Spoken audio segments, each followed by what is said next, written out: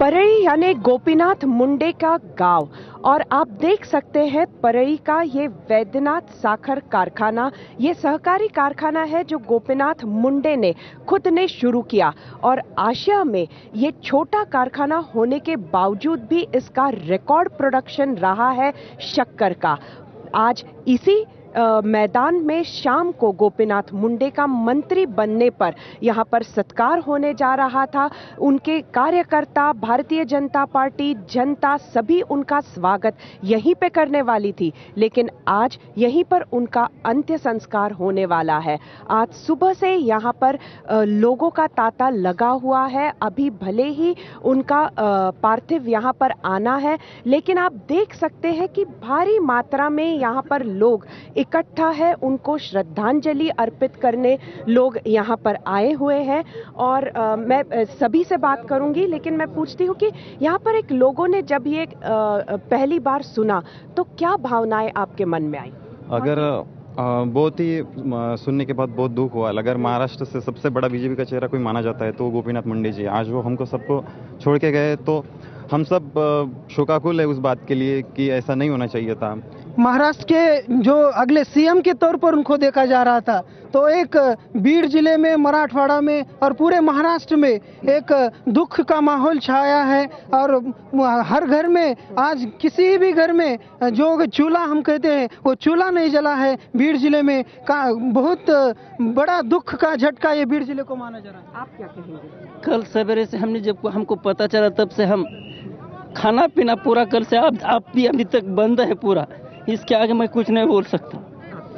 हम कल शाम 6 बजे से यहाँ आए हुए साहब का अंतिम दर्शन लेने के वास्ते।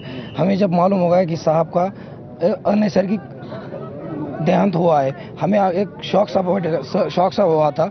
और हम जब यहाँ आए हमने सोचा कि चलो लास्ट टाइम ही साहब को दर्शन हो जाएंगे और साहब को एक बार खुली आंखों से अच्छी तरह देख लेंगे। और हम कहते गरीब आगे दाता थे बहुत, वो एक हमारे राम थे। जैसे रावण की लंका जलाने के लिए राम ने एक सेतु बनाया था, वही सेतु पे जो राम नाम डाल के पत्थर डाल रहे थे वही हम सेना है उनकी, और वो पत्थर से वो मुंडे साहब के नाम से हम तल रहे थे।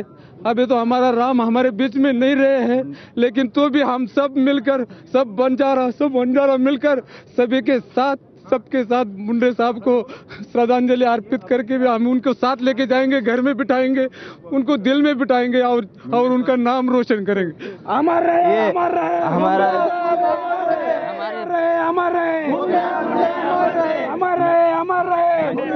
बिल्कुल हम देख रहे हैं कि लोगों की भावनाएं जो है वो क्या लोग सोच रहे हैं, कितना दुख है लोगों को, ये हम देख पा रहे हैं। हाँ, आप कुछ कह रहे थे। हमारे बाप जैसे थे वो, हमें छोड़ के गए। बहुत दुख हुआ कि अभी जीने की उम्मीद ही नहीं रही, हमें जीना नहीं चाहिए। हमारा सीमा का बांध टूट गया, इसलिए हम कुछ नहीं बोल सकते। एक जो महत्व की बात थी वो ये है कि इस बार भारतीय जनता पार्टी को चुनाव में जिस तरह का यश प्राप्त हुआ था उसके एक प्रमुख शिल्पकार उनको माना गया था महाराष्ट्र के लिए। ऐसे में जब सत्ता आई है और उसका एक वो मंत्री बने थे, इस समय में उनका चल बसना ये एक बहुत बुरी बात है। कहते हैं ना, जो सबको प्यारा होता है, जो सबको पसंद होता है, वही भगवान को पसंद होता है। इसीलिए हमारे साहब हमें छोड़कर बहुत जल्दी चले गए। इस बात का मुझे, हमारे परिवार का और पूरे महाराष्ट्र को दुख है। इस दुख से संवरने का और हमें इस अवसर से सत्ता भी नहीं आती मैडम, सत्ता भी नहीं आती तो हमारे साहब चाहिए थे, खाली हमारे साहब चाहिए थे। सत्ता का कोई मतलब नहीं हमारी इस दुनिया में। वो तो गरीब हमारे लिए, हमारे माँ बाप, सत्ता हमारे लिए सब साहब ही थे। हमारी बहुत छोटी कम्युनिटी है, साहब बहुत छोटी कम्युनिटी को रिप्रेजेंट करते थे हमारे तौर से। अभी हमारे लिए कोई नेता नहीं बचा है जो हमारी आवाज बुलंद अगर संसद भवन में कहीं पे भी उठाएगा, ऐसा कोई नेता हमारे लिए नहीं बचा है। मैम, मोदी जी कहते थे अच्छे दिन आने वाले हैं, अभी अच्छे दिन आने वाले थे बीड़ के इधर, लेकिन तो बुरे दिन आ गए, बहुत बुरे दिन आ गए हैं हमारे। अभी मुंडे जी चले गए, बहुत दुख हो रहा है। और उन्होंने इतना अच्छा काम किया था गौर गरीबों के लिए, वो बताना ही मुश्किल है। बहुत अच्छे काम करते थे, लेकिन अभी सब जनता के ऊपर एक छाया मंडरा रही है कि इसके बाद महाराष्ट्र का क्या नुकसान हुआ है मुंडे जी के जाने की वजह से? देश का क्या नुकसान हुआ है? सबसे अहम नुकसान क्या है, आप क्या कहेंगे? देश ने एक अच्छे तौर पे केंद्रीय ग्रामीण विकास मंत्री खोया है। राजकारण छोड़ के भी वो एक समाजकारण की तरफ से वो काम करते थे। राजकारण छोड़ के वो काम किसानों का और गरीबों का। एक जो सवाल मैं पूछना चाहती हूँ वो ये है कि मुंडे जी के जाने की वजह से महाराष्ट्र और देश का क्या नुकसान हुआ है? बहुत नुकसान हो गया मैडम। देश में ऐसा नेता और हमारा महाराष्ट्र का नेता जैसा घर में जो भी बच्चा जैसा था हमारे लिए, ये नुकसान कभी भी मिटने वाला नहीं है, इतना भर के कभी आने वाला नहीं है। इतना शोकाकुल में सब आए हैं, हमारे सब ये घर वाले हैं, इसीलिए सब आए हैं और कभी नहीं कमी।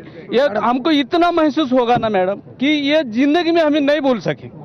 ये महाराष्ट्र अनाथ हो गया, हमारा मराठवाड़ा अनाथ हो गया, बीड जिला का पूरा नुकसान हो गया। मैडम आपके जरिए एक बात कहनी है, जो सीसीटीवी फुटेज दे लीजिए और उनके साहब के पीए और साहब के ड्राइवर जो एक दूसरे एक मतलब बात अलग अलग बात करते हैं, इस बात की सीबीआई जांच हो, ये हम चाहते हैं। इस बात की साथ की जिस तरह से रस्म हम देख रहे हैं कि लोगों का कहना है कि सीबीआई की जांच हो, आप क्या कह रहे हैं? सीबीआई जांच होनी चाहिए, सीबीआई जांच होनी चाहिए।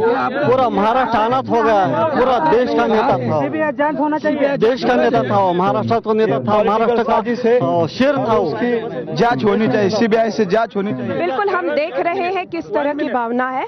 मैं आपके पास आ रही हूँ। यहाँ पर जो लोग हैं वो गोपीनाथ मुंडे जी से इतने लगाव हम देख रहे हैं, तो उसकी वजह क्या है? क्या मुख्य वजह है कि इतना लगाव, इतना दुख लोगों को है?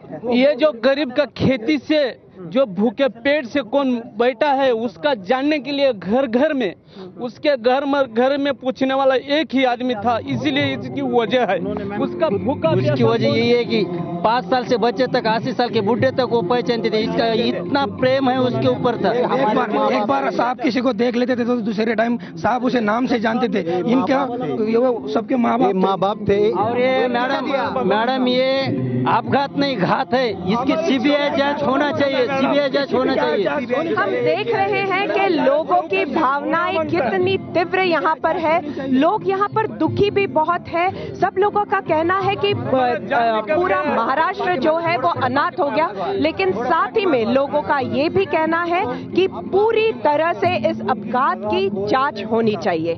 सरिता कौशिक, एबीपी न्यूज,